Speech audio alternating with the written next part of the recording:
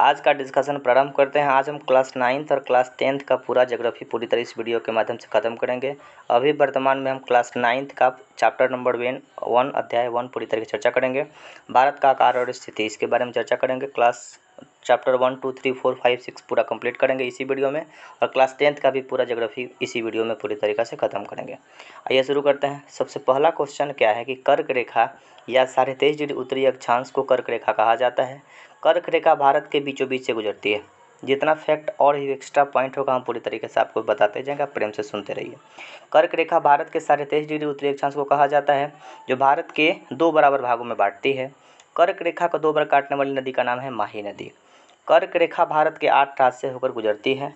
इसके बारे में हम चर्चा करेंगे आगे। भारत का अक्षांशीय विस्तार 8 डिग्री 4 मिनट उत्तरी अक्षांश से 37 डिग्री 6 मिनट उत्तरी अक्षांश तक है। भारत का अक्षांशीय विस्तार 8 डिग्री 4 मिनट से उत्तरी अक्षांश से 37 डिग्री 6 मिनट उत्तरी अक्षांश तक है। भारत का देशांतरीय विस्तार 68 डिग्री 7 मिनट से पूर्वी से 97 डिग्री 25 मिनट पूर्वी देशांतर तक है। भारत का देशांतरीय विस्तार 68 डिग्री 7 मिनट से 97 डिग्री 25 मिनट पूर्वी देशांतर तक है। भारत का कुल क्षेत्रफल 32.8 लाख वर्ग किलोमीटर 32,87,263 वर्ग किलोमीटर भारत का क्षेत्रफल है, और भारत क्षेत्रफल की दृष्टि से 7वां नंबर का पूरी तरीक़ा से देश है। भारत में 28 राज्य है और 8 केंद्र शासित प्रदेश है। 82.5 डिग्री पूर्वी देशांतर को भारतीय मानक यमोत्तर के रूप में याद रखा जाता है। भारत का समय जोन जो है 82.5 डिग्री पूर्वी देशांतर को कहा जाता है, जो इलाहाबाद के नैनी से होकर गुजरता है। भारत के 5 राज्य से गुजरता है, उत्तर प्रदेश, मध्य प्रदेश, आंध्र प्रदेश, छत्तीसगढ़ और उड़ीसा। इन 5 राज्यों से भारतीय मानक समय रेखा 82.5 डिग्री पूर्वी देशांतर गुजरता है और इलाहाबाद के नैनी से गुजरता है। भारत का सबसे बड़ा क्षेत्रफल में राज्य कौन है? राजस्थान है। और सबसे छोटा राज्य कौन सा है? गोवा है। भारत का सबसे जनसंख्या में बड़ा राज्य है उत्तर प्रदेश और सबसे जनसंख्या में छोटा है सिक्किम। भारत में उत्तर से दक्षिण की लंबाई कितनी है? भारत का उत्तर से दक्षिण की लंबाई 3214 किलोमीटर है और पूरब से पश्चिम की लंबाई 2933 किलोमीटर है। भारत का जो लंबाई देखेंगे, उत्तर में जम्मू कश्मीर से लेकर कन्याकुमारी तक की लंबाई 3214 किलोमीटर और पश्चिम गुजरात से लेकर पूरब में अरुणाचल प्रदेश तक की जो लंबाई है 2933 किलोमीटर। कर्क रेखा भारत के 8 राज्य से गुजरती है। कौन कौन 8 राज्य है? गुजरात, राजस्थान, मध्य प्रदेश, छत्तीसगढ़, झारखंड, पश्चिम बंगाल, त्रिपुरा और मिजोरम। कर्क रेखा भारत के बीचों बीच गुजरती है। 23.5 डिग्री उत्तरी अक्षांश को कर्क रेखा कहा जाता है। कर्क रेखा माही नदी कर्क रेखा को 2 बार काटती है। भारत के 8 राज्य से गुजरती है। कौन कौन? गुजरात, राजस्थान, मध्य प्रदेश, छत्तीसगढ़, झारखंड, पश्चिम बंगाल, त्रिपुरा, मिजोरम से होकर गुजरती है। भारत और श्रीलंका के बीच में मन्नार की खाड़ी स्थित है। भारत और श्रीलंका के बीच में मन्नार की खाड़ी स्थित है। मन्नार की खाड़ी तमिलनाडु, चेन्नई में स्थित है। श्रीलंका और मालदीव दक्षिण में हमारे 2 द्वीप राष्ट्र हैं। द्वीप का मतलब कि ऐसा क्षेत्र जहाँ पे चारों तरफ से पानी हो। तो मालदीव और श्रीलंका भारत के दक्षिण में द्वीपीय देश के रूप में याद रखा जा सकता है। सुएज नहर का निर्माण के कारण यूरोप से भारत की दूरी 7000 किलोमीटर कम हो गई। सुएज नहर का निर्माण 1869 में किया गया था। महात्मा गांधी का जब जन्म हुआ था उसी समय सुएज नहर का निर्माण शुरू किया गया था। सुएज नहर भूमध्य सागर और लाल सागर को जोड़ने का काम करता है। जब सुएज नहर बन गया तो यूरोप और भारत के बीच की दूरी 7000 किलोमीटर पूरी तरीके से घट गई। आगे देखते हैं। अब यहाँ से पूरी तरीके से इस चैप्टर में इतना ही था। बस एक चैप्टर में बहुत कम फैक्ट है पूरी तरीके से, इसके बारे में चर्चा कर लिए। अब हम लोग अगले चैप्टर के बारे में देखते हैं, चर्चा करते हैं। इस वीडियो के माध्यम से क्लास 9th और क्लास 10th का पूरा कंप्लीट सॉल्यूशन ज्योग्राफी का पूरा मिल जाएगा। आइए शुरू करते हैं। दूसरा नंबर का चैप्टर है कि भारत का भौतिक स्वरूप, यानी कि भौतिक स्वरूप भारत का किस प्रकार से, उसके बारे में देखते हैं। क्वेश्चन सबसे पहला है कि प्लेट विवर्तनिक सिद्धांत एक सिद्धांत जो भौतिक आकृति का निर्माण की व्याख्या करने की कोशिश करता है। यानी प्लेट विवर्तनिक सिद्धांत के अनुसार ही पूरी तरीक़ा से सब देशों का बंटवारा हुआ है। तो प्लेट विवर्तनिक सिद्धांत एक सिद्धांत है जो भौतिक आकृति के निर्माण की व्याख्या करने की कोशिश करता है। प्लेट विवर्तनक सिद्धांत के अनुसार पृथ्वी के ऊपरी परपट 7 बड़ी और कुछ छोटी प्लेटों से मिलकर बनी है। हिमालय को नवीन बलित पर्वत का उदाहरण के रूप में माना जाता है। हिमालय नया बलित पर्वत है, नया पर्वत है। हिमालय सबसे पहले युवा पर्वत के रूप में याद रखा जा सकता है। हिमालय का विस्तार वर्तमान में जहाँ है वहाँ पहले तेथी सागर हुआ करता था। एक प्रकार का समुद्र था। उस समुद्र में गाद जमा हुआ और उसी गाद के पूरी तरीके से ऊपर उठने के परिणाम स्वरूप हिमालय का निर्माण हुआ। हिमालय सबसे नया पर्वत के रूप में हम लोग याद रखते हैं। हिमालय नवीन बलित पर्वत का उदाहरण है। हिमालय की लंबाई 2400 किलोमीटर याद रखा जाता है। हिमालय की लंबाई 2400 किलोमीटर। हिमालय का जो विस्तार है सिंधु नदी से लेकर ब्रह्मपुत्र नदी तक पूरी तरीक़ा से है। हिमालय की लंबाई 2400 किलोमीटर है और चौड़ाई कश्मीर में 400 किलोमीटर और अरुणाचल प्रदेश में 150 किलोमीटर, यानी कि कश्मीर में हिमालय का विस्तार बहुत ज़्यादा है और अरुणाचल प्रदेश में बहुत कम है। तो हिमालय की लंबाई कितना है 2400 किलोमीटर और हिमालय की चौड़ाई 400 किलोमीटर है पूरी तरीके से जम्मू कश्मीर में, और अरुणाचल प्रदेश में कितना है तो 150 किलोमीटर है। देशांतरीय विस्तार के अनुसार हिमालय 3 श्रेणी में बांटा गया है, हिमाद्री, हिमाचल और शिवालिक। देशांतरीय विस्तार के अनुसार हिमालय को 3 श्रेणी में बांटा गया है, हिमाद्री, हिमाचल और शिवालिक के रूप में बांटा गया है। पूर्वांचल पटकाई, नागा, मिजो, मणिपुर की पहाड़ी से मिलकर बना हुआ है। पूर्वांचल पटकाई, नागा, मिजो तथा मणिपुर की पहाड़ी से मिलकर बना हुआ है। अनाई मुड्डी, अनाई मुड्डी पश्चिमी घाट की सबसे ऊंची शिखर है। पश्चिमी घाट की सबसे ऊंची चोटी का नाम अनाई मुड्डी, जिसकी हाइट 2695 मीटर है, जबकि महेंद्रगिरी पूर्वी घाट की सबसे ऊंची चोटी है जिसकी हाइट 1501 मीटर है। पश्चिमी घाट को सहयात्री के रूप में हम लोग याद रखा जाता है। पश्चिमी घाट भारत के पश्चिम में स्थित है। 1600 किलोमीटर की लंबाई पश्चिमी घाट का है। पश्चिमी घाट का नाम सहयात्री है। तो पश्चिमी घाट की सबसे ऊंची पर्वत का नाम है अनाई मुड्डी। अनाई मुड्डी 2695 मीटर इसकी हाइट है, और जबकि पूर्वी घाट की सबसे ऊंची चोटी का नाम महेंद्रगिरी है। महेंद्रगिरी उड़ीसा में स्थित है, 1501 मीटर इसकी हाइट है। प्रायद्वीपीय पठार का वह क्षेत्र जहां काली मिट्टी का विस्तार है वह दक्कन ट्रैप कहलाता है। दक्कन के पठार का भाग में काली मिट्टी का विस्तार है। काली मिट्टी को रेगुड़ मिट्टी कहा जाता है। काली मिट्टी पर ही कपास की पूरी तरीके से खेती होती है। काली मिट्टी का विस्तार दक्कन के पठार के ही भाग पे हुआ। दक्कन के पठार का 2 भाग है। एक पठार को कहा जाता है ब्रह्मगिरी की पहाड़ी और दूसरे को कहा जाता है बाबा बुदन की पहाड़ी। ब्रह्मगिरी की पहाड़ी से कावेरी नदी निकलती है। कावेरी नदी को दक्षिण की गंगा कहा जाता है, और बाबा बुदन की पहाड़ी पर कॉफ़ी की खेती की जाती है। भारत में कॉफ़ी की खेती कर्नाटक के आसपास में की जाती है, बाबा बुदन की पहाड़ी पर की जाती है। लक्षद्वीप का नाम 1973 में पड़ा। लक्षद्वीप का नाम 1973 में पड़ा। इससे पहले इसे लाक्षद्वीप, मिनिकॉय और एमिन द्वीप के रूप में हम लोग याद रखते हैं। दोआब का क्या अर्थ होता है? आब का मतलब नदी होता है, दो का मतलब तो अंक में 2 है। इससे 2 नदियों के क्षेत्र की भूमि को दोआब बोलेंगे। जैसे एक शब्द मिला था पंजाब, तो पंजाब का मतलब पंच प्लस आब, 5 नदियों की भूमि है पंजाब। पंजाब का जो क्षेत्र है 5 नदियों की भूमि है। कौन कौन 5 नदी? रावी, ब्यास, सतलज, चिनाब और झेलम। पंजाब का मतलब 5 नदियों की भूमि, दोआब का मतलब 2 नदियों के क्षेत्र की भूमि। ये सारा क्षेत्र पूरी तरीके से उपजाऊ होता है। तो दोआब का मतलब त्रियाब भी हो सकता है, 3 नदियों की भूमि को त्रियाब कहा जा सकता है। तो पंजाब का मतलब 5 नदियों की भूमि कौन कौन? रावी, ब्यास, सतलज, चिनाब और झेलम। चिल्का झील भारत की, क्वेश्चन अभी बिहार दरोगा में पूछा गया था। चिल्का झील भारत में खारे पानी की सबसे बड़ी झील है जो उड़ीसा में स्थित है। चिल्का झील भारत में खारे पानी की सबसे बड़ी झील है जो उड़ीसा में स्थित है। भारत में सबसे बड़ी मीठे पानी की झील बुलर झील जो कि जम्मू कश्मीर में स्थित है। विश्व में मीठे पानी का झील है सुपीरियर झील जो अमेरिका और कनाडा के दोनों के पास स्थित है, अमेरिका और कनाडा के बॉर्डर पर स्थित है। तो विश्व में मीठे पानी का झील सुपीरियर झील, भारत में मीठे पानी का झील बुलर झील, और सबसे बड़ा झील का नाम है कैस्पियन सागर झील। सबसे गहरा झील है बैकाल झील।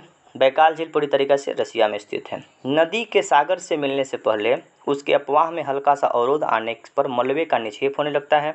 निक्षेप शब्द का मतलब पूरी तरीके से मिट्टी का जमाव, और अवक्षेप का और अपरदन का मतलब पूरी तरीके से मिट्टी का कटाव। तो मिट्टी के कटाव को रोकने के लिए वृक्षारोपण करना आवश्यक होता है। नदी के सागर से, मैंने नदी सब समुद्र, बंगाल की खाड़ी एग्जाम्पल लेकर समझते हैं। बंगाल की खाड़ी के मिलने से पहले मलबा छोड़ता है, उस मलबा को निक्षेप कहा जाता है। उसको हम लोग देहाती भाषा में अवसाद के रूप में याद रख सकते हैं, डेल्टा के रूप में याद रख सकते हैं, जलोढ़ मिट्टी के रूप में याद रख सकते हैं। जब बाढ़ आती है तो जलोढ़ मिट्टी का पूरी तरीके से हमारे खेत में छोड़ती जाती है। जलोढ़ मिट्टी 2 प्रकार की होती है, नवीन जलोढ़ मिट्टी और पुरानी जलोढ़ मिट्टी। नवीन जलोढ़ मिट्टी का नाम खादर है और पुरानी जलोढ़ मिट्टी का नाम बांगर है। तो अवसाद जमा होने से एक त्रिभुज के आकार का रूप ले लेता है, यानी कि डेल्टा का निर्माण करता है, जिसे डेल्टा कहा जाता है। हिमालय से निकलने वाली बंगाल की खाड़ी में जो नदियाँ गिरती है वो डेल्टा का निर्माण करती हैं, और अरब सागर में जो नदी गिरती है वो डेल्टा का निर्माण नहीं करती है। इसी डेल्टा का निर्माण होने के क्रम में विश्व का सबसे बड़ा डेल्टा है सुंदरबन डेल्टा। सुंदरबन डेल्टा पश्चिम बंगाल में स्थित है। सुंदरबन डेल्टा का नाम सुंदर इसलिए है कि वहाँ सिंदूरी नामक वृक्ष पाई जाती है। तो नदी सागर से मिलने से पहले उसमें प्रवाह में हल्का सा अवरोध आता है, रुकावट आता है, रुकावट से मलबे जमा होते हैं, वह मलबा निक्षेप होने लगता है, जमा होने लगता है। इसी अवसाद जमा होने को त्रिभुज के आकार का रूप ले लेते, जैसे डेल्टा के रूप में हम लोग याद रखते हैं। ठीक है, आगे देखते हैं। आगे चैप्टर नंबर 3 के बारे में चर्चा करते हैं। चैप्टर नंबर 3 अपवाह। अपवाह तंत्र के बारे में हम चर्चा करते हैं। आइए शुरू करते हैं। अपवाह एक क्षेत्र से नदी तंत्र की व्याख्या के लिए उपयोग की जाती है, यानी कि नदी के बहाव को जब उपयोग करेंगे, नदी के बारे में बात करेंगे, नदी तंत्र के बारे में, जैसे सिंधु नदी तंत्र, गंगा नदी तंत्र, इसके बारे में बात करते हैं, उसी को अपवाह क्षेत्र के रूप में याद रखते हैं। अपवाह एक ऐसा क्षेत्र जो नदी तंत्र की व्याख्या के रूप में याद रखा। जैसे सिंधु नदी तंत्र बात करेंगे तो सिंधु नदी तंत्र में 6 नदी है। सिंधु नदी की सहायक नदी है रावी, ब्यास, सतलज, चिनाब और झेलम। इसी रावी, ब्यास, सतलज, चिनाब, झेलम के तट पे पंजाब शहर पूरी तरीके से बसा हुआ था। एक नदी तंत्र द्वारा जिस क्षेत्र में जल प्रवाहित की जाती है उसे अपवाह द्रोणी कहा जाता है। एक नदी तंत्र जिस क्षेत्र में जल प्रवाहित होती है उसे अपवाह तंत्र के रूप में याद रखा जा सकता है। गंगा की मुख्य धारा भागीरथी देवप्रयाग में अलकनंदा से मिल जाती है। गंगा नदी का नाम सबसे पहले भागीरथी हुआ करता है। भागीरथी नदी और अलकनंदा नदी दोनों मिलती है देवप्रयाग में, और देवप्रयाग में मिलने के बाद गंगा का निर्माण होता है। यानी गंगा का नाम पहले भागीरथी हुआ करता है। भागीरथी नदी, अलकनंदा नदी दोनों जब मिलती है देवप्रयाग नामक स्थान पे, और देवप्रयाग नामक स्थान पे मिलने के बाद गंगा पूरी तरीके से गंगा का निर्माण हो जाता है। गंगा सबसे पहले मैदानी भागों में प्रवेश करती है हरिद्वार में। ये कई बार हम क्वेश्चन बताए भी हैं। गंगा नदी जब बनती है तो गंगा ने पहाड़ से निकलती है। पहाड़ से निकलने के बाद सबसे पहले हरिद्वार में गंगा नदी पहाड़ों को छोड़कर मैदानी भागों में प्रवेश करती है। ब्रह्मपुत्र नदी में तिब्बत में गाद कम होती है, क्योंकि तिब्बत में शुष्क और शीत क्षेत्र यानी ठंडा क्षेत्र पाया जाता है। प्रायद्वीपीय भारत की मुख्य नदियाँ नर्मदा, ताप्ती, महानदी, गोदावरी, कृष्णा और कावेरी है। प्रायद्वीपीय भारत की मुख्य नदी कौन कौन है? नर्मदा, ताप्ती, महानदी, गोदावरी, कृष्णा और कावेरी। नर्मदा ताप्ती पूरी तरीक़े से पश्चिम की तरफ बहने वाली नदी है। गोदावरी को बूढ़ी गंगा कहा जाता है, दक्षिण गंगा कहा जाता है। कृष्णा नदी महाबलेश्वर से निकलती है। कावेरी नदी ब्रह्मगिरी की पहाड़ी से निकलती है। नर्मदा नदी अमरकंटक की पहाड़ी से निकलती है। आगे देख लेते हैं। भारत का सबसे बड़ा जलप्रपात कर्नाटक में शरावती नदी पर जोग जलप्रपात है। इसकी ऊंचाई 255 मीटर है। भारत की सबसे ऊंचाई पर स्थित जलप्रपात को कुंचिकल याद रखेंगे। भारत की सबसे ऊंची जलप्रपात कुंचिकल, जो कि कर्नाटक में स्थित है, बराही नदी पर स्थित है। और भारत का सबसे चौड़ा जलप्रपात पूरी तरीके से ऊंचाई पर भी स्थित है और चौड़ाई भी है।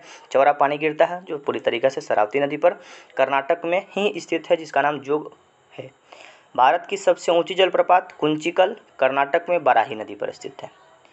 पृथ्वी के धरातल पर 71% जल से ढका हुआ है, लेकिन इसका 97% पानी लवणीय है, यानी कि खारा जल है, नमकीन पानी का जल है। केवल 3% भाग स्वच्छ जल है, मीठे पानी का जल है, जिसका 3/4 भाग हिमानी के रूप में पूरी तरीके से फैला हुआ। हिमानी का मतलब बर्फ के रूप में है। यानी पृथ्वी पर 71% जल है, उस जल में 97% लवणीय जल है, खारे पानी का जल है। 3% पानी शुद्ध है, यानी कि मीठे जल है पूरी तरीके से। उस मीठे जल में 3/4 भाग हिमानी के रूप में है, बर्फ़ के रूप में पूरी तरीके से जमा हुआ है। भारत में मीठे पानी का प्राकृतिक झील वुलर झील। भारत में मीठे पानी का सबसे बड़ा झील का नाम है वुलर झील। वुलर झील कहाँ पे है? जम्मू कश्मीर में। विश्व में मीठे पानी का झील कौन है? सुपीरियर झील, कनाडा और अमेरिका में स्थित है। तो मीठे पानी का झील कौन कौन है भारत में? वुलर झील तो सबसे बड़ा हुआ, भीमताल, नैनीताल, लोकटक झील, इसको लोकटक झील पूरी तरीके से मणिपुर में, और बड़ा पानी झील पूरी तरीके से याद रख लीजिएगा। तो वुलर झील, भीमताल और नैनीताल कहाँ पे? उत्तराखंड में। लोकटक झील पूरी तरीके से मणिपुर में, और बड़ा पानी के बारे में याद रख लेना है। मानव निर्मित झील गोविंद सागर झील। मानव के द्वारा बनाया गया झील कौन है? गोविंद सागर झील, राणा प्रताप सागर, निजाम सागर महत्वपूर्ण है। विश्व का सबसे बड़ा डेल्टा सुंदरबन है। सुंदरबन डेल्टा का नाम यहाँ पाए जाने वाले सुंदरी पेड़ के कारण पड़ा हुआ है। यानी कि विश्व का सबसे बड़ा डेल्टा कौन? सुंदरबन डेल्टा। सुंदरबन डेल्टा का नाम सुंदर इसलिए है कि वहाँ एक सुंदरी नामक वृक्ष पाई जाती है, और उसी के कारण उसका नाम पूरी तरीके से सुंदरबन डेल्टा के रूप में याद रखा जा सकता है। ठीक है, चैप्टर नंबर 3 यहाँ पे ख़त्म होता है। अब हम लोग शुरू करते हैं चैप्टर नंबर 4 के बारे में चर्चा करते हैं। चैप्टर नंबर 4 जलवायु के बारे में हम चर्चा करते हैं। सबसे पहला बात है कि मानसून शब्द की उत्पत्ति अरबी भाषा के शब्द मौसम से हुई है, जिसका अर्थ मौसम होता है। मानसून शब्द की उत्पत्ति अरबी भाषा के शब्द मौसम से हुई है, जिसका अर्थ मौसम होता है। किसी क्षेत्र की जलवायु को प्रभावित करने वाले कारक अक्षांश, ऊंचाई, वायुदाब, पवन तंत्र, समुद्र से दूरी, महासागरीय धाराएं और उच्चावच, यानी कि ऊंचाई पे स्थित क्षेत्र। किसी क्षेत्र की जलवायु को प्रभावित करने वाले कौन कौन कारक हो सकते हैं? अक्षांश हो सकता है, ऊंचाई हो सकता है, वायुमंडलीय दाब हो सकता है, पवन तंत्र हवा के तंत्र हो सकते हैं, समुद्र से दूरी हो सकता है, महासागरीय धाराएं और उच्चावच हो सकता है। लू ये धूल भरी गर्म हवा होती है। उत्तर भारत में जो चलती है ना गर्म हवा, उसको लू के रूप में याद रखा जा सकता है। लू ये धूल भरी गर्म और शुष्क पवनें होती हैं जो मई जून के महीने में उत्तर भारत में चलती है। उत्तर भारत और उत्तर पश्चिम क्षेत्रों में चलती है। उत्तर पश्चिम का मतलब राजस्थान वाले क्षेत्र में, यानी कि राजस्थान और उत्तर भारत में गर्मी के दिनों में जो धूल भरी आंधी चलती है उसको लू के रूप में हम लोग याद रखेंगे। विश्व का सबसे अधिक वर्षा कहाँ पे? मानेसराम, जो कि मेघालय में होता है। मेघालय का शाब्दिक अर्थ मेघ प्लस आलय, मेघ यानी कि जहाँ मेघों का घर है उसी को मेघालय के रूप में याद रखा जा सकता है। तो विश्व में सबसे ज़्यादा वर्षा मेघालय के मानेसराम में होती है। और भारत में सबसे कम वर्षा होती है राजस्थान के जैसलमेर में, जो कि एक राज्य है। और भारत का सबसे कम वर्षा लेह में होता है। तो लेह एक यूटी के रूप में याद रखिएगा, केंद्र शासित प्रदेश है। 9 सेंटीमीटर वर्षा लेह में होती है और 12 सेंटीमीटर वर्षा राजस्थान के जैसलमेर में होती है। और विश्व का सबसे ज़्यादा वर्षा मेघालय के मासिनराम में होता है, वो भारत में ही होता है। भारत के जलवायु को मानसूनी जलवायु कहा जाता है। भारत कृषि प्रधान देश है और भारत की आत्मा गाँव में निवास करती है। भारतीय कृषि को मानसून का जुआ कहा जाता है, क्योंकि मानसून अच्छा होगा तो कृषि अच्छा होगा, मानसून खराब होगा तो कृषि खराब हो जाएगा। और भारत की जलवायु मानसूनी जलवायु है।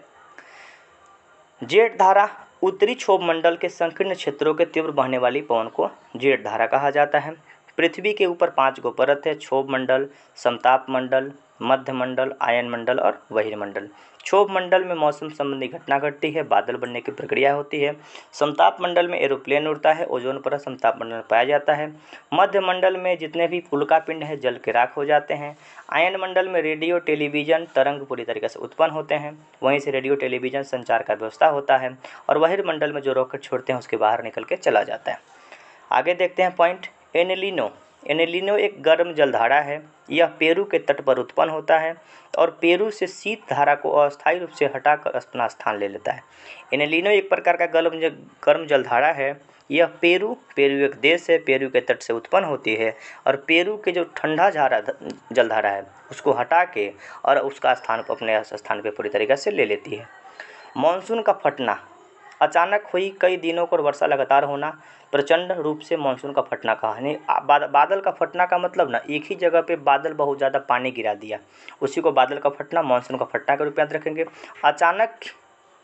अचानक ही कई दिनों तक वर्षा का लगातार होना और प्रचंड रूप से मानसून का फटना ही पूरी तरीक़े से कहानी। बरसात बहुत ज़्यादा होना मानसून के फटने से हम लोग याद रख सकते हैं। वर्षा ऋतु में भारत में हवाएं समुद्र से स्थल की तरफ चलने वाली, जिन्हें हम मानसूनी हवाएं कहते हैं। वर्षा ऋतु में भारत में हवाएं समुद्र से स्थल की ओर चलने लगती है, जिन्हें हम मानसूनी हवाएं कहते हैं। भारत में मानसून का शुरुआत ना केरल से होती है। केरल से दक्षिण पश्चिम मानसून की शुरुआत होती है। सबसे पहले मानसून 1 जून को चलती है, बिहार में 15 जून को पहुँचती है। भारत में सर्वाधिक वर्षा होती है दक्षिण पश्चिम मानसून से, केरल के वाले क्षेत्र में। लौटती हुई मानसून से वर्षा होती है शीतकाल में तमिलनाडु में। और उत्तर और पश्चिम वाले क्षेत्र में पश्चिमी विक्षोभ के कारण भारत में वर्षा होती है। भारत में सर्वाधिक वर्षा दक्षिण पश्चिम मानसून से होती है। तमिलनाडु में शीतकाल में वर्षा होती है, ठंडा के दिन में होती है लौटते हुई मानसून से। और उत्तर यानी जम्मू कश्मीर, पंजाब वाले क्षेत्र में, राजस्थान वाले क्षेत्र में पश्चिमी विक्षोभ के कारण वर्षा होती है। मानसूनी हवाएं 2 भागों में बांटा जाता है: दक्षिण पश्चिम मानसून और उत्तर पूर्वी मानसून। दक्षिण पश्चिम मानसून से भारत में सर्वाधिक वर्षा होती है। उत्तर पूर्वी मानसून से लौटते ही मानसून के रूप में याद रखेंगे, जहां पे तमिलनाडु में वर्षा होती है। भारत में अधिकांश वर्षा दक्षिण पश्चिम मानसून के कारण ही होती है। भारत में ऋतुएं 4 प्रकार की होती हैं: शीत ऋतु मध्य नवंबर से फरवरी तक, ग्रीष्म ऋतु मार्च से मई तक, वर्षा ऋतु जून से सितंबर तक, और लौटते हुए मानसून अक्टूबर से नवंबर तक। लौटते हुए मानसून से वर्षा कहाँ पे होती है? तो लौटते हुए मानसून से वर्षा पूरी तरीक़ा से तमिलनाडु में होती है। इस वीडियो में इतना ही। अगली वीडियो के बारे में, अगले चैप्टर के बारे में हम चर्चा करते हैं। अध्याय 5 प्राकृतिक वनस्पति तथा वन्य प्राणी के बारे में चर्चा करते हैं। आइए शुरू करते हैं। प्राकृतिक वनस्पति, वनस्पति का वह भाग जो मनुष्य की सहायता के बिना अपने आप पैदा होता है और लंबे समय तक उस पर मानवीय प्रभाव नहीं पड़ता है। प्राकृतिक वनस्पति या अक्षत वनस्पति कहा जाता है। अक्षत का मतलब जिसका क्षय नहीं होता है। प्राकृतिक वनस्पति का वह भाग जो मानव की सहायता के बिना अपने आप पैदा होता है और लंबे समय तक उस पर मानवीय प्रभाव नहीं पड़ता है, यानी कि उसको मानव पूरी तरीके से क्षतिग्रस्त नहीं करता है। प्राकृतिक वनस्पति या अक्षत वनस्पति के रूप में याद रखा जा सकता है। देशज वनस्पति क्या होता है? वह वनस्पति जो मूल रूप से भारतीय है उसे देशज के रूप में याद रखा जा सकता है। विदेशज वनस्पति क्या है? जो पौधे भारत के बाहर से आए उन्हें विदेशज वनस्पति कहा जाता है। जैसे आलू भारत के बाहर से आया, पुर्तगाली के द्वारा लिया गया। तंबाकू भारत के बाहर से आया, यानी कि जो भारत के बाहर से आया उसको विदेशी के रूप में, और जो भारत में पनपा, भारत में उपजा, उसको देशी के रूप में याद रखा जा सकता है। बायोम क्या होता है? भूमि पर स्थित एक बहुत बड़ा परितंत्र जिसमें विविध प्रकार की वनस्पतियाँ तथा जंतु शामिल होते हैं, उसे बायोम कहा जाता है। बायोम एक प्रकार का व्यवस्था, यानी भूमि पर स्थित एक बहुत बड़ा परितंत्र। सबसे बड़ा परितंत्र होता है समुद्र। उस समुद्र में विविध प्रकार की वनस्पतियाँ, विभिन्न प्रकार के जीव जंतु शामिल होते हैं, उसको बायोम के रूप में हम लोग याद रखते हैं। यानी बायोम एक प्रकार का कल्चर, परितंत्र, जहाँ पे बहुत सारे जीव जंतु वनस्पति पाए जाते हैं। उष्णकटिबंधीय वर्षा वन भूमध्य रेखा के दोनों ओर 5 डिग्री उत्तर और 5 डिग्री दक्षिण के बीच के कहा जाता है। 5 डिग्री उत्तर और 5 डिग्री दक्षिण को डोल्ड्रम कहा जाता है। यानी उष्णकटिबंधीय वर्षा वन भूमध्य रेखा के दोनों ओर 5 डिग्री उत्तर और 5 डिग्री दक्षिण वाले क्षेत्र में पाए जाते हैं। भारत की प्राकृतिक वनस्पतियाँ को 5 भागों में बांटा गया है। उष्णकटिबंधीय वर्षा वन को सदाबहार वन, उष्णकटिबंधीय पर्णपाती। भारत में सर्वाधिक वन उष्णकटिबंधीय पर्णपाती वाले वन पाए जाते हैं, यानी कि जिसका पत्ता साल में एक बार गिर जाता है उसको पर्णपाती वन के रूप में याद रखा जा सकता है। यानी कि भारत में सर्वाधिक किस वन का विस्तार है? उष्णकटिबंधीय पर्णपाती वन का विस्तार है। कंटीले वन और झाड़ियाँ, तो कंटीले वन और झाड़ियाँ राजस्थान, यानी कि जितना भी मरुस्थल वाला क्षेत्र है वहाँ पे पाए जाते हैं। मरुस्थल की खासियत होती है कि वहाँ का पूरी तरीक़ा से वहाँ का जो पेड़ होता है ना, कांटा का रूप पूरी तरीक़ा से ले लेता है। आगे देखते हैं पर्वतीय वन। पर्वतीय वन जम्मू कश्मीर के आसपास में पाया जाएगा, और पर्वतीय वन का जो आकार होगा शंकु के आकार का होता है, क्योंकि बर्फ़ पूरी तरीक़ा से उसके गिरता है तो वो नीचे की तरफ आ जाता है। मैंग्रोव वनस्पति पूरी तरीक़ा से सुंदरबन डेल्टा में पाया जाता है। समुद्र के किनारे, समुद्र में पूरी तरीक़ा से पाए जाते हैं। नद पानी में पाए जाते हैं, मैंग्रोव वन के रूप में याद रखा जा सकता है।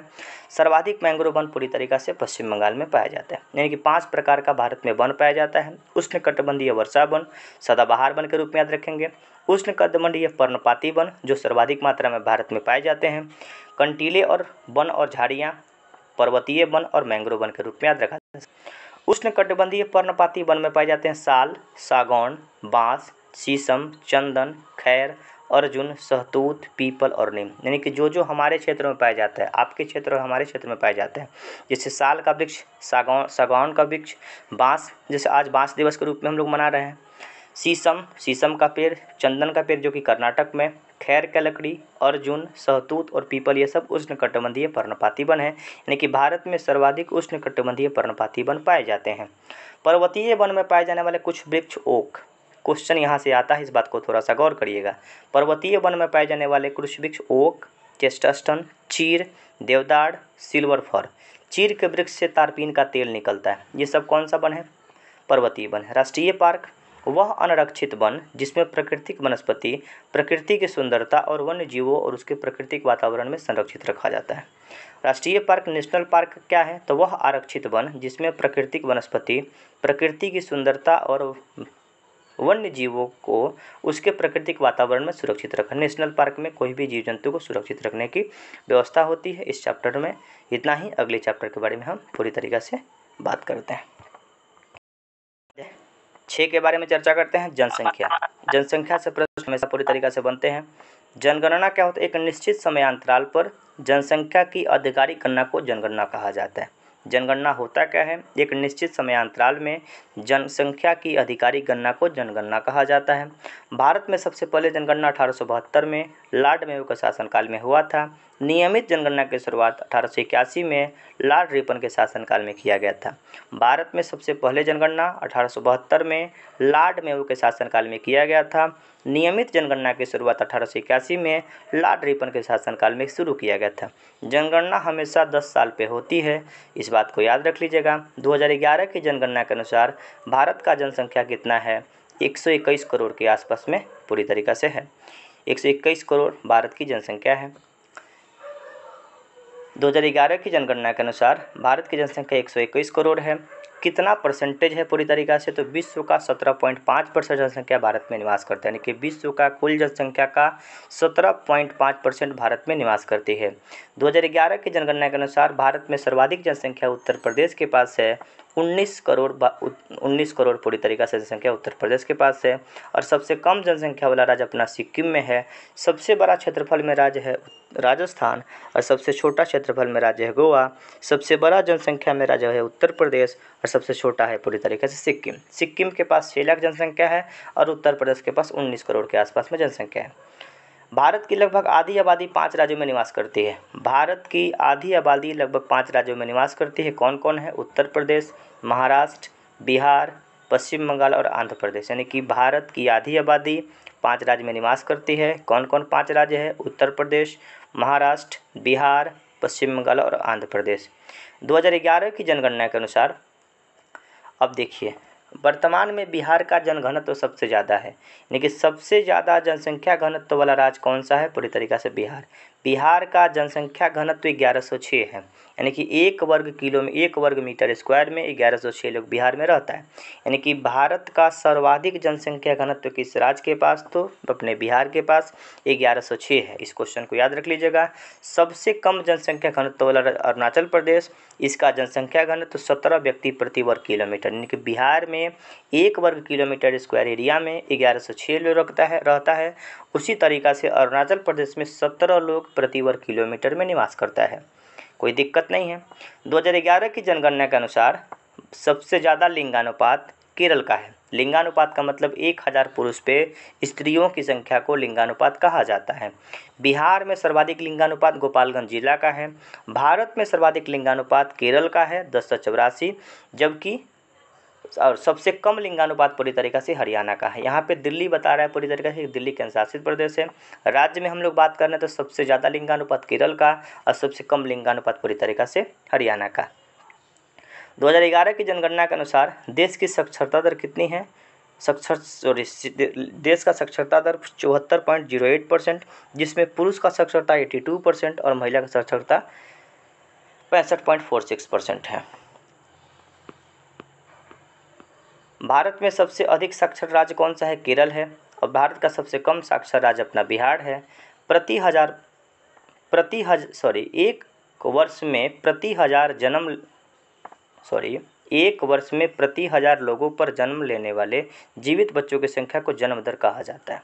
यानी कि 1 वर्ष में प्रति 1000 लोगों पर जन्म लेने वाले जीवित बच्चों की संख्या को जन्म दर के रूप में पूरी तरीके से हम लोग याद रखेंगे।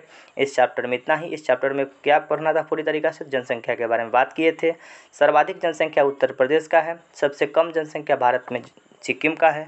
सबसे बड़ा क्षेत्रफल में राज्य अपना राजस्थान है। सबसे छोटा है पूरी तरीक़ा से गोवा। सर्वाधिक पढ़ा लिखा राज्य कौन है? केरल है। सबसे कम पढ़ा लिखा राज्य अपना बिहार है।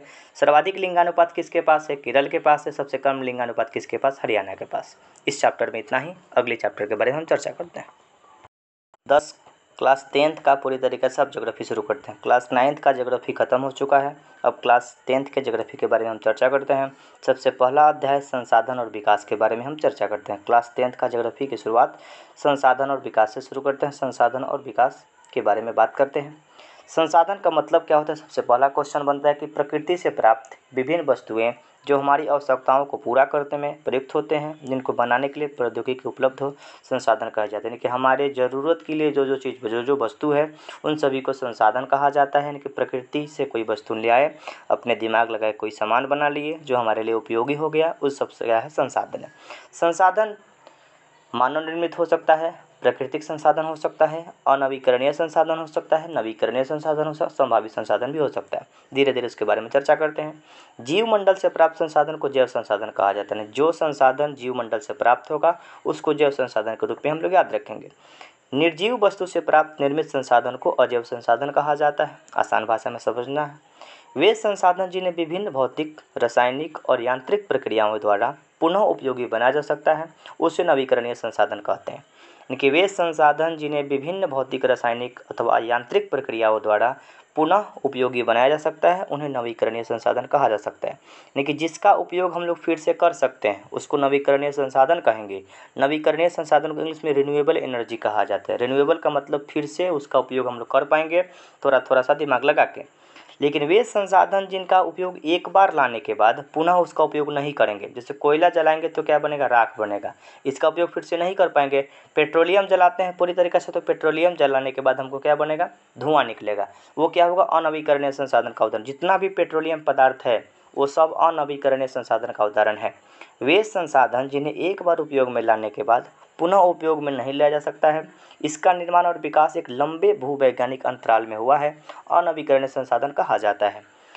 निजी स्वामित्व वाले संसाधन, कुछ संसाधन अपना होता है, जैसे ये मोबाइल पूरी तरीक़ा से मेरा है, ये घर मेरा है, इस प्रकार का ये निजी स्वामित्व वाले व्यक्तिगत संसाधन कहे जाते हैं। लेकिन निजी अधिकार वाले, निजी स्वामित्व वाले संसाधन को व्यक्तिगत संसाधन के रूप में याद रखा जा सकता है। वे संसाधन जिसका उपयोग समुदाय के सभी लोग करते हैं, सामुदायिक संसाधन कहा जाता है। जैसे बरगद का पेड़ है, चबूतरा बना दिया गया, वहाँ पे लोग जाके बैठा है, उसको सामुदायिक संसाधन कहते हैं। सामुदायिक भवन गाँव में बनाया जाता है, जहाँ पे सब लोग अपना बैठक ही करता है। मंदिर सामुदायिक संसाधन के रूप में उपयोग किया जा सकता है, यहाँ की सब लोग जाके बैठ के अपना बातचीत करता है। कि वे संसाधन जिसका उपयोग समुदाय के लोग करते हैं उसको सामुदायिक संसाधन कहा जाता है। जैसे तालाब हो सकता है। किसी भी प्रकार के संसाधन जो राष्ट्र की भौगोलिक सीमा के भीतर मौजूद हो, राष्ट्रीय संसाधन कहे जाते हैं। किसी भी प्रकार के संसाधन जो राष्ट्र की भौगोलिक सीमा, यानी कि भारत की संसाधन के बारे में बात करेंगे तो भारत के भौगोलिक सीमा के भीतर वाले संसाधन को राष्ट्रीय संसाधन कहेंगे। व्यक्तिगत सामुदायिक संसाधन को राष्ट्र हित में राज्य सरकार अधिकृत कर सकती है, यानी कि आपके भी घर के अगल बगल में कहीं सोना का खान मिले, जैसे वर्तमान में जमुई में सोना का खान मिला है, वर्तमान में जमुई में बहुत सारा सोना का खान मिला है। भारत में सर्वाधिक, बिहार का सबसे बड़ा सोना का खान जमुई में मिला, बांका में वर्तमान में मिला है। तो वो सारा संसाधन राष्ट्रीय हित में राज्य सरकार पूरी तरीके से अधिग्रहित कर सकती है, उसको ऑब्जर्व कर सकती है, रोक सकती है, अपने उपयोग में ला सकती है। वे संसाधन जो किसी क्षेत्र में विद्यमान हो परंतु इसका उपयोग न हो, उसे संभावी संसाधन कहा जाता है। संभावी संसाधन का मतलब, जैसे पहले सोलर से बिजली बनाने की प्रक्रिया को हमको नहीं आता था, लेकिन वर्तमान में सोलर से बिजली बना लेते हैं। कैसे बनाते हैं? सोलर से हम लोग सोलर बनाने के लिए सिलिकॉन और मैग्नीशियम का प्रयोग करते हैं, सोलर बनाने के लिए अवतल दर्पण का प्रयोग करते हैं। तो ऐसा संसाधन जो विद्यमान है उसका उपयोग अभी हम लोग नहीं जानते हैं, लेकिन टेक्नोलॉजी बढ़ेगा, विज्ञान बढ़ेगा तो उसका उपयोग हम लोग कर सकते हैं। वे संसाधन जिसका सर्वेक्षण किया जा चुका है, इसका उपयोग की गुणवत्ता की मात्रा निर्धारित हो चुके हैं, उसे विकसित संसाधन कहा जाता है। वे संसाधन जिसका सर्वेक्षण किया जा चुका है, इसका उपयोग की गुणवत्ता तथा मात्रा निर्धारित हो चुके हैं, उसे विकसित संसाधन कहा है। विकसित का मतलब डेवलपमेंट रिसोर्सेज के रूप में, जैसे सोना के बारे में पता चला जमुई में पता चल गया कितना सोना है, इसके बारे में जब रिसर्च हो गया कि हमको सोना निकालना है, उस संसाधन को विकसित संसाधन के रूप में याद रखा जा सकता है। प्रकृति में उपलब्ध होने वाले वे पदार्थ जो मानव आवश्यकताओं की पूर्ति कर सके, लेकिन तकनीकी ज्ञान न होने या पूरी तरीक़ा से विकसित न होने पर के कारण पहुंच के बाहर होते, उसको भंडारण कहलाते हैं। प्रकृति में उपलब्ध होने वाले वे पदार्थ जो मानव आवश्यकताओं की पूर्ति कर सकते हैं, लेकिन तकनीकी ज्ञान न होने या पूरी तरीक़ा से विकसित न होने के कारण पहुंच के बाद उसको भंडार कहलाते हैं। यानी कि बहुत सारा पूरी तरीक़ा से भंडार के रूप में इकट्ठा है, उसको टेक्नोलॉजी हमारे पास नहीं है कि हम उसको पूरी तरीक़ा से निकाल पाएँ। निकालने के लिए विज्ञान की ज़रूरत होती है। सतत पोषणीय विकास, सबसे इम्पोर्टेंट फैक्ट यही है। सतत पोषणीय विकास का मतलब कि पर्यावरण को ध्यान में रखकर आप अगर पूरी तरीके से संसाधन का दोहन करते हैं, वही सबसे बड़ा चीज़ उपयोगी है। अगर मान लीजिए कि हमको घर बनाना है, तो घर बनाने से पहले पेड़ को काट दिए तो पर्यावरण को तो नुकसान पहुंचा दिए, ये सतत विकास नहीं होगा, सतत पोषणीय विकास के रूप में नहीं होगा। सतत का मतलब लगातार पोषित होता रहे पूरी तरीक़ा से जीव, लगातार पोषित होता रहे पूरी तरीक़ा से पीढ़ी, उसको सतत पोषणीय विकास के रूप में याद रखा जाता है। इस तरीके से विकास किया जाए जिसमें पर्यावरण की हानि न हो, वर्तमान में किए जा रहे विकास द्वारा भावी पीढ़ियों की आवश्यकताओं की पूर्ति के अवहेलना न हो। यानी कि हम आज जी लिए, लेकिन हमारा आने वाला भविष्य, हमारा जो आने वाला बेटा होगा, पूरी तरीक़े से उसको पर्यावरण का सुख नहीं मिले, इस प्रकार का सुख मिले, इसके लिए सतत पोषणीय विकास हम लोग पूरी तरीक़े से करेंगे।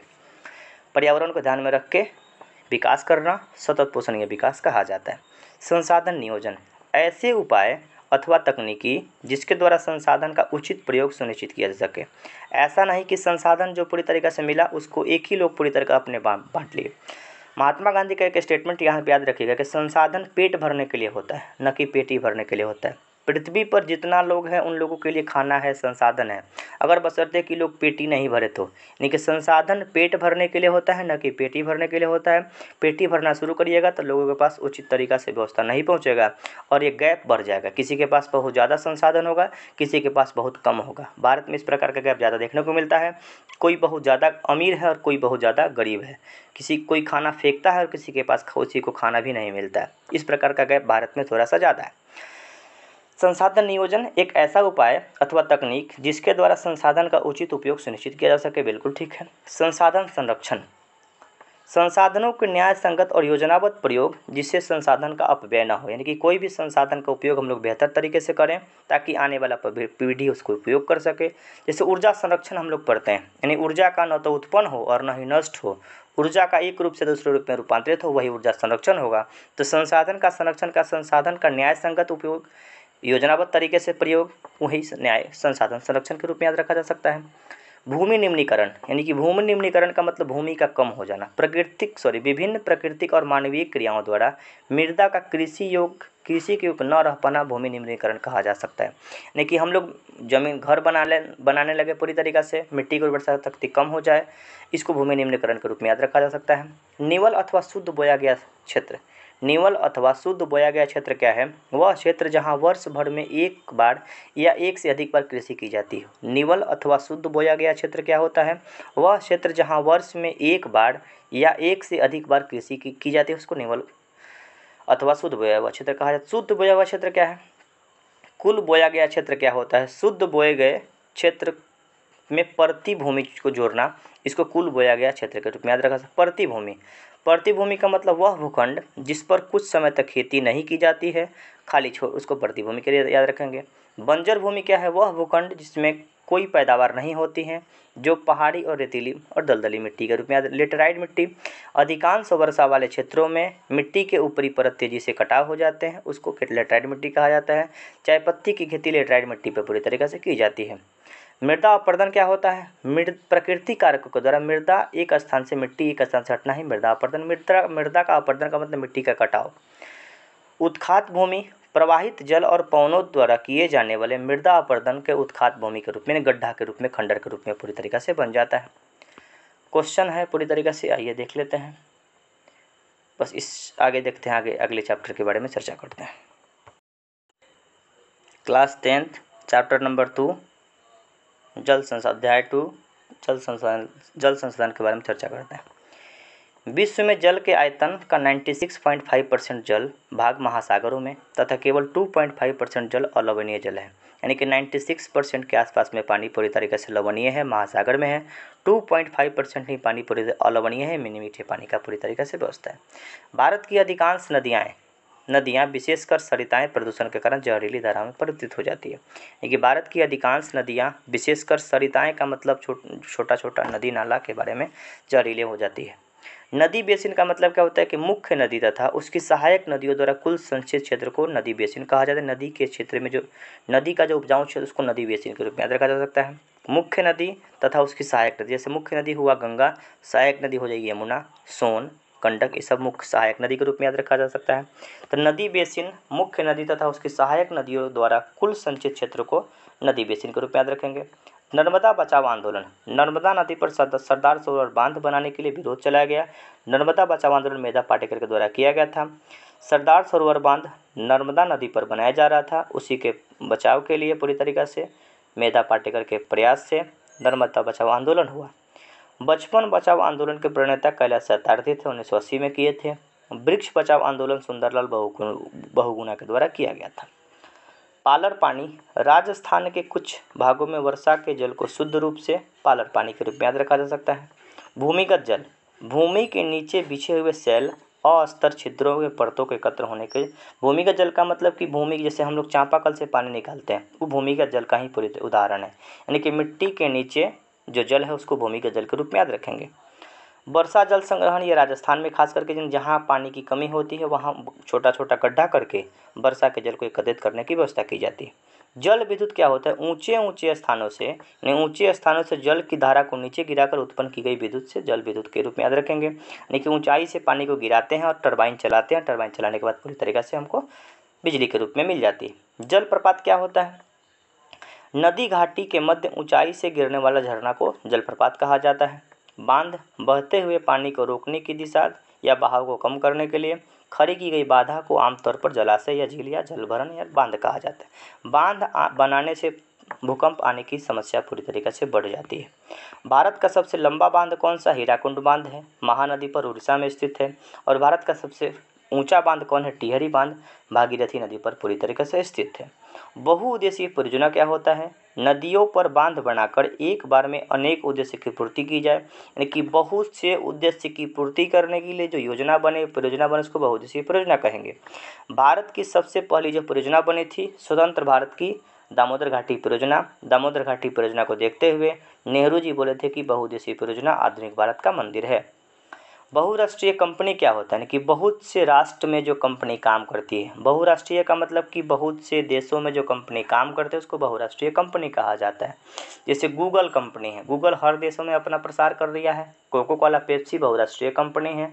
फेसबुक बहुराष्ट्रीय कंपनी है। व्हाट्सएप बहुराष्ट्रीय कंपनी है। नोकिया बहुराष्ट्रीय कंपनी है। सैमसंग बहुराष्ट्रीय कंपनी है। सैमसंग कंपनी दक्षिण कोरिया का है, नोकिया फिनलैंड का है। तो बहुत से देशों में अपना प्रसार करना, अपना बिजनेस फैलाना ही बहुराष्ट्रीय कंपनी के रूप में याद रखा जा सकता है। वे कंपनियां जिसके उद्योग संसाधन एक से अधिक देशों में कार्य करते हों तथा अनेक देशों की पूंजी निवेश करते हों तथा लाभ अर्जित करते हैं, उसको बहुराष्ट्रीय कंपनी कहा जाता है।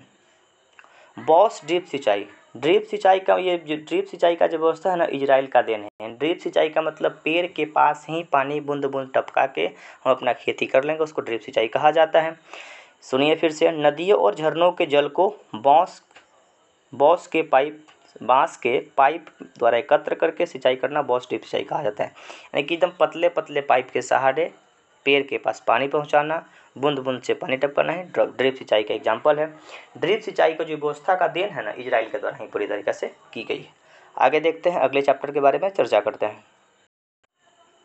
अध्याय 3 ज्योग्राफी के बारे में चर्चा करते हैं। 9th क्लास भूगोल कक्षा 10 अध्याय 3 के बारे में चर्चा करते हैं। कृषि के बारे में पूरी तरीके से चर्चा करते हैं। भारत कृषि प्रधान देश है, इस बात को भी याद रखिएगा।